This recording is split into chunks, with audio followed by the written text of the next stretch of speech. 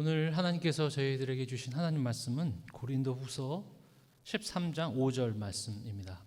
고린도후서 13장 5절 말씀.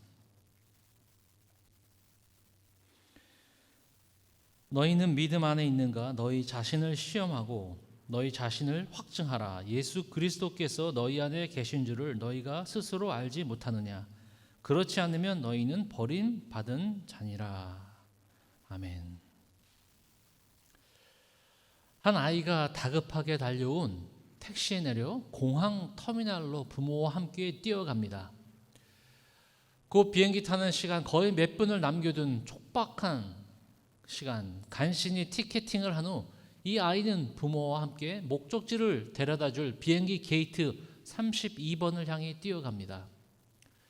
아이는 급하게 부모를 쫓아가면서 좌우를 살펴보며 잠시 눈을 다른 곳에 두기도 했지만 앞에 가고 있는 부모를 놓치지 않기 위해 부지런히 쫓아갑니다.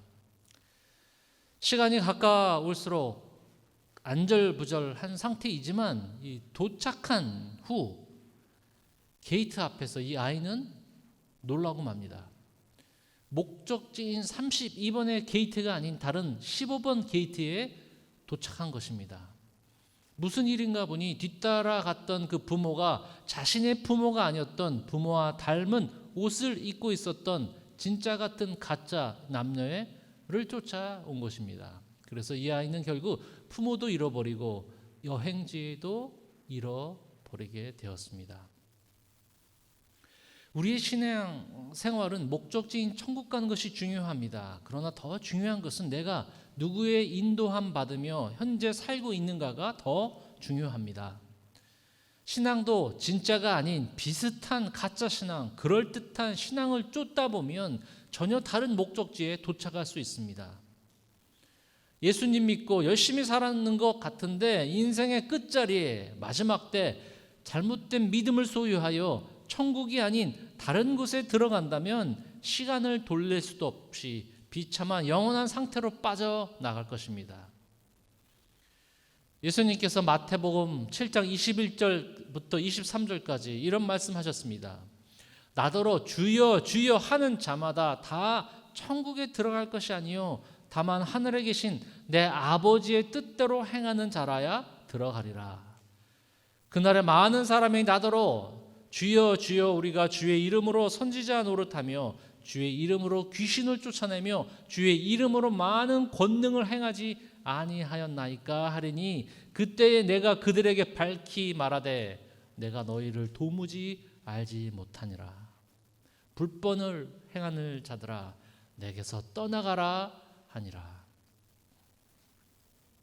오늘 본문 사도 바울은 너희는 믿음 안에 있는가 너희 자신을 시험하고 너희 자신을 확증하라. 예수 그리스도께서 너희 안에 계신 줄을 너희가 스스로 알지 못하느냐. 그렇지 않으면 너희는 버림받은 자니라. 지금 읽어드렸던 본문들은 믿음을 갖고 있는 분들에게 말씀하신 것입니다. 자신의 마음을 확증하고 시험하여 인생 마지막 때 버림받은 자가 되지 않기 위하여 내 안에 진짜 믿음이 있는가 점검해 볼 필요가 있습니다. 현재 우리의 잘못된 신앙으로 가짜 평안, 가짜 안정을 누리며 살 수 있기 때문입니다. 소유는 잃어버리면 다시 찾을 수 있고 실수는 다시 만회해야 할 기회가 있지만 스스로 착각한 믿음은 영원한 버림받은 자로 빠질 수 있기 때문에 분명한 시험과 분명한 확증이 필요합니다. 올바른 믿음을 간직해야 세상과 다른 차원의 평안을 얻는 것이고 진짜 같은 가짜 신앙은 잘못된 결과, 영원한 비참한 결과를 가져다 주며 또한 현재의 잘못된 평안과 안식을 줄 것입니다. 그래서 내 안에 바른 신앙, 진짜 신앙을 가지고 있는지 한번 점검하는 그런 은혜 받은 시간이 되기를 간절히 바랍니다. 오늘 말씀처럼 자신을 시험해 본다는 것은 쉬운 일이 아닙니다. 스페인 출신 철학자 세네카는 다음과 같이 말합니다. 다른 사람의 결점은 내 눈앞에 있고 나의 결점은 나의 등 뒤에 있다. 다른 사람의 결점은 내 눈앞에 있고 나의 결점은 내 등 뒤에 있다 라고 말했습니다. 다른 사람의 결점은 참 잘 보이지만 반대로 나의 결점은 참 보이지 않습니다. 성경에도 예수님께서 다른 사람의 눈에 들보는 보여드려도 내 눈 안에 있는 들보를 보이지 않는다는 것, 이처럼 자신을 시험하는 것, 점검하는 것, 운전 중에 사각지대 블라인드 스팟을 바라보는 것처럼 어렵지만 오늘 말씀을 통하여 내 진짜 믿음을 점검해 보며 다시 한번 참된 믿음은 나는 소유하고 있는지, 구원받는 믿음을 갖고 있는지 다시 한번 그 특징들을 저와 여러분이 함께 나누고자 합니다. 첫 번째, 참된 믿음, 내 안에 예수 그리스도께서 살아계시는 참된 구원의 믿음의 특징은 어떻게 알 수 있느냐? 내 자신의 순종하는 마음이 있는가? 순종하는 마음이 있는가? 하나님의 말씀을 순종하려는 마음이 나에게 있는가? 구원받는 믿음을 소유한 사람은 자신에게 나는 지금 말씀을 듣고 순종하는 마음이 생기는가? 믿음을 소유한 사람의 특징은 바로 순종의 마음이에요. 하나님의 말씀을 따르려는 마음이 생깁니다. 예수님께서 나의 계명을 지키는 자라야 나를 사랑하는 자니라고 말씀하셨습니다. 이 가짜 같은 믿음은요, 순종에는 관심이 없어요. 천국 가는 천국행 티켓 같은 믿음을 가지고 있는 생각을 하고 있어요. 그런데 천국 가는 믿음을 갖고 있는 사람은 주님을 순종하는 이 삶에서 주님을 순종하고 싶은 마음이 없다면 그것이 정말로 천국 가는 믿음을 소유한 사람일까요? 도덕적으로 탁월하다고 다 참된 신자는 절대 아니에요. 성품도 좋고 착하고 도덕적으로 완벽한 사람은 이 세상에 아무도 없어요. 오직 한 분, 하나님만 선하세요. 자신의 선함으로 세상에서도 법 없이도 살 수 있다는 사람은 우리 주위에 너무도 많아요. 그렇다고 그 선함과 착함이 진짜 믿음을 가졌다고는 말할 수 없습니다. 교회 다니시는 분들보다 교회 안 다니시는 분들 중에서 더 착하고 선하신 분들이 참 많습니다. 대개 이러한 분들은요, 자신의 선한 행동으로 교회 다니시는 분들보다 월등히 낫다고 생각해 교회를 나가지 않아도 된다고 생각합니다. 그것은 거짓된 믿음입니다. 선한 행동으로 나는 참된 믿음을 가진 사람이라고 생각하면 이것은 바로 가짜 믿음입니다. 세상에는 눈에 보이는 도덕성만 내세우는 신앙이 많아요. 겉모습, 외모로 보고 흠잡을 데 없는 사람들, 도덕적의 탁월함이 진정한 거룩함을 대신할 수 없어요. 왜냐하면 자신을 훨씬 좋게 여기기 때문이죠. 마음속에 스스로 만족감을 가져요.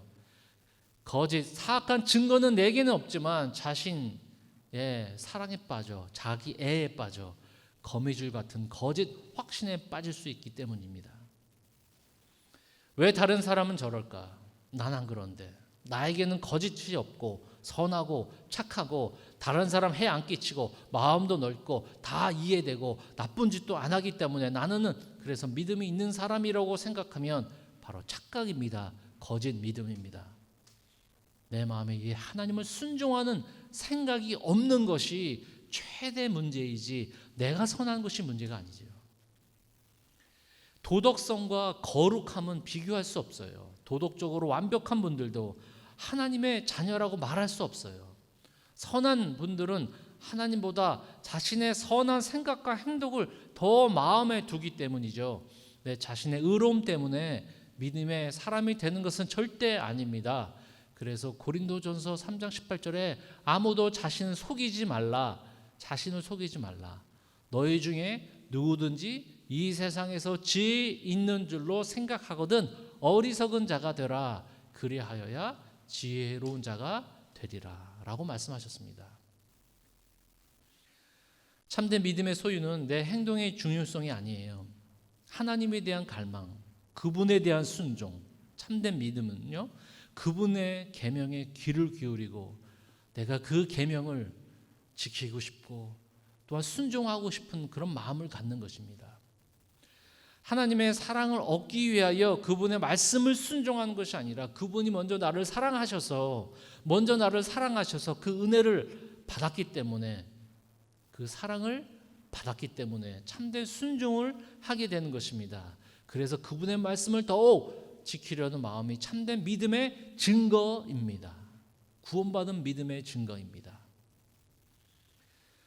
말씀 순종에 관심 없는 사람들의 또 다른 특징은 순종하는 마음이 없는 사람의 또 다른 특징은 예수님의 재림만 기다리는 사람이에요. 그런 믿음이에요. 예수님 오실 날만 마음에 기다리는 자들이에요. 마지막 때 예수님 오시는 것 기다리는 것 참 좋은 신앙이에요. 그러나 잘못된 믿음을 가지고 있어요. 언제요? 내가 지금 천국 가기 위한 믿음을 가지고 있지만 현재 내가 이 땅에서 주님 말씀에 순종하는 마음이 없다면 과연 그것이 진짜 믿음일까요? 내가 현재 순종해야 하는 것에는 관심이 없어요. 이 땅에서 오직 주님 오실 날만 기다리고 있어요. 이 땅에서 주님이 나에게 어떤 것을 순종을 원하시는지에 대해서는 관심이 없어요. 그럴듯한 그런 가짜 신앙입니다. 바른 믿음은 재림 때를 기다리지만 내가 현재 주님께 순종하는 마음을 소유한 사람들입니다.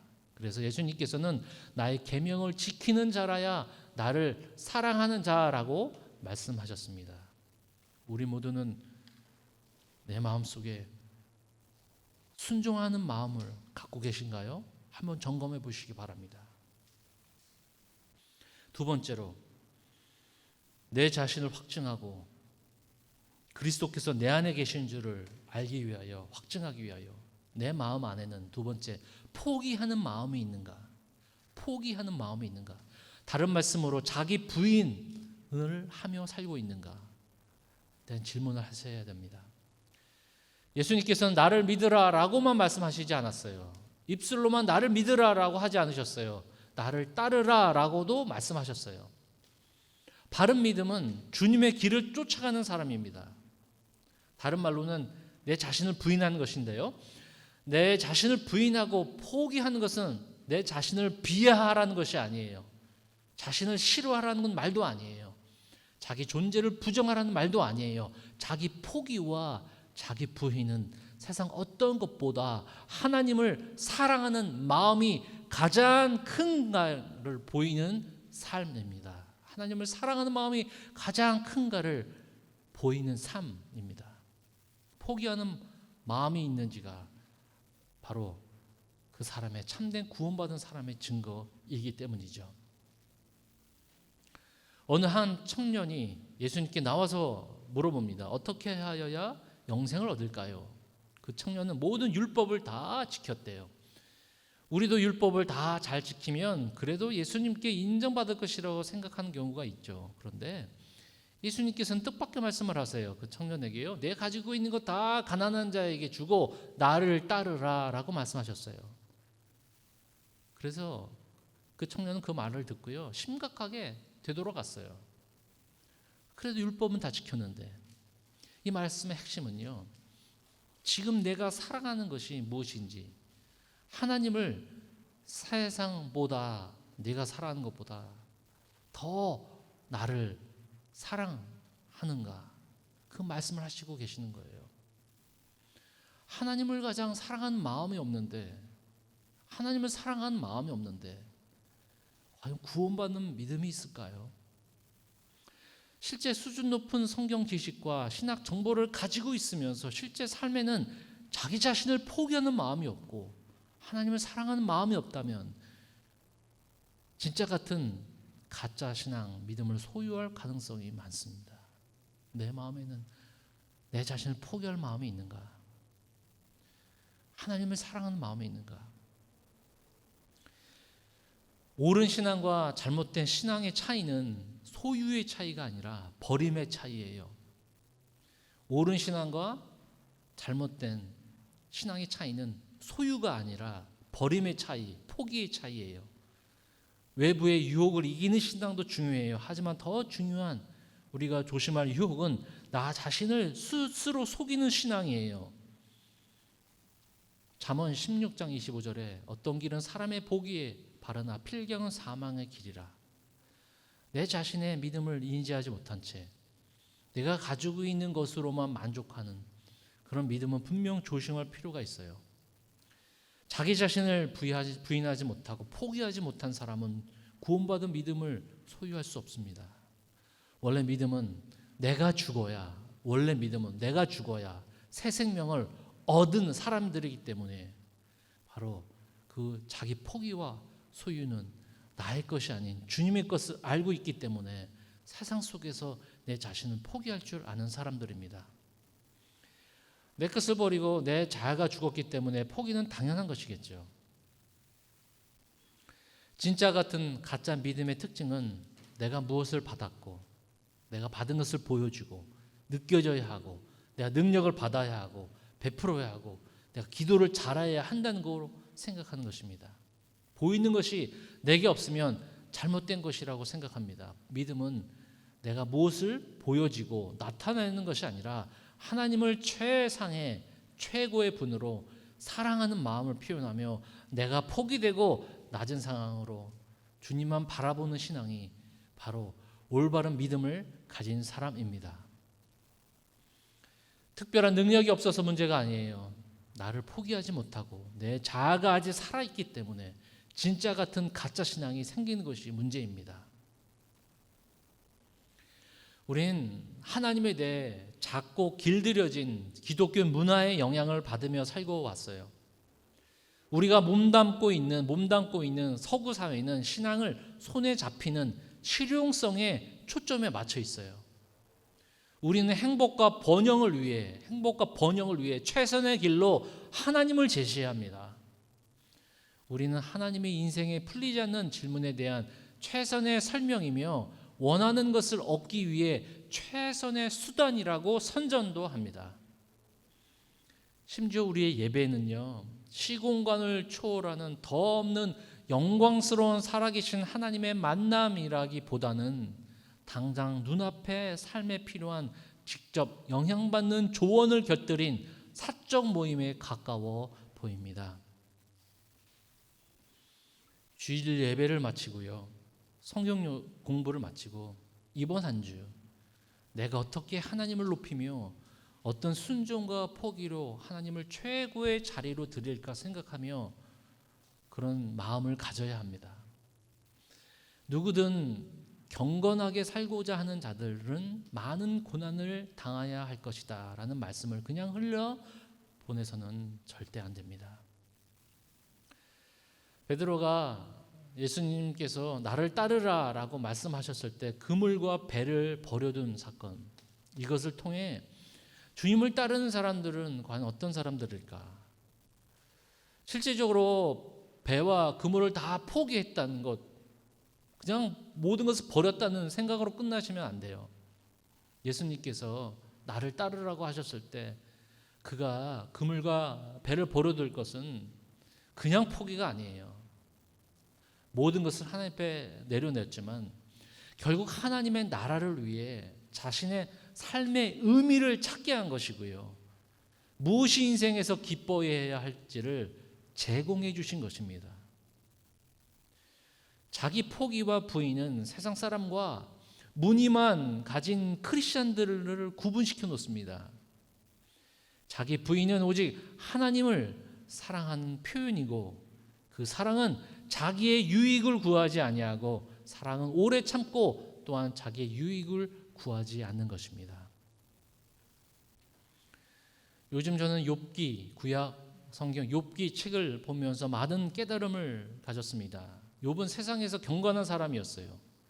욥은 고난 당할 이유가 없던 사람이었어요. 욥은 자신이 하나님께 잘못한 것이 없더라도 하나님을 부인하거나 포기하지 않았어요. 그 대신 자기 자신을 부인하고 포기했어요.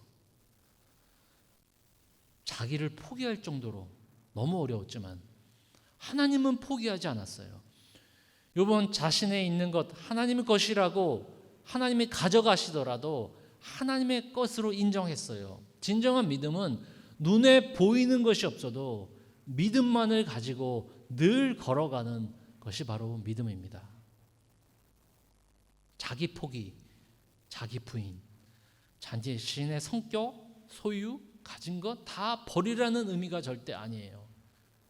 자기 포기, 부인은 적극적인 표현으로 나를 통해 하나님의 영광과 존경의 삶에서 드러나는 그런 적극적인 표현입니다. 최고의 자리를 드리는 것. 고린도후서 5장 13절. 우리가 만일 미쳤어도 하나님을 위한 것이요 정신이 온전하여도 너희를 위한 것이니라고 말합니다. 사랑하는 새로운 교회 모든 가족 여러분, 하나님은 지금 우리에게 복음으로 다른 결단, 다른 결심을 원하시는 것이 아니에요. 새롭게 시작하라는 마음도 아니에요. 새롭게 다른 것을 바꾸라는 것도 아니에요. 인생은 분명 시작과 끝이 있다는 것을 인식하고 남은 인생에 하나님께 순복하기를 원하시고 계세요. 우린 평생을 더 나은 삶을 위해 결심하고 많은 계획도 짜봐요. 그런데 아무것도 못할 수가 있어요. 점점 시간만 가죠. 또 다른 결심, 또 다른 계획을 세우는 것보다 바로 이 시간 주님께 순복하며 내 자신을 완전히 내려놓고 그 순종하는, 자기 포기하는 그런 시간을 꼭 가지시기를 간절히 바랍니다. 주님을 나의 삶의 최고의 자리로 두는 삶, 그분을 최고의 자리에 두는 삶, 그런 삶 사는 사람들이 13장 5절에 있는 말씀처럼 내 자신을 시험하고 순복할 때, 뭐 자기 자신을 포기할 때, 내 자신이 확증되는 그 순간 버림받는 자들이 아니라 오히려 하나님께서 내 인생을 책임져 주시고 주의 길로 인도해 주시는 삶입니다. 내 자신의 포기와 부인이 어렵다고요? 또 순종이 어렵다고요? 그런 마음으로 주님께 나오는 자들은 주님께서 그렇게 할 수 있도록 주님의 영인 성령을 부어주심으로 도와주실 것입니다. 여러분 스스로 하는 것이 아니라 바로 주님께서 도와주시는 성령으로 우리는 거뜬히 이 세상을 살아갈 수 있습니다. 우리 모두 바른 믿음을 소유합시다. 우리 다 같이 함께 기도하겠습니다.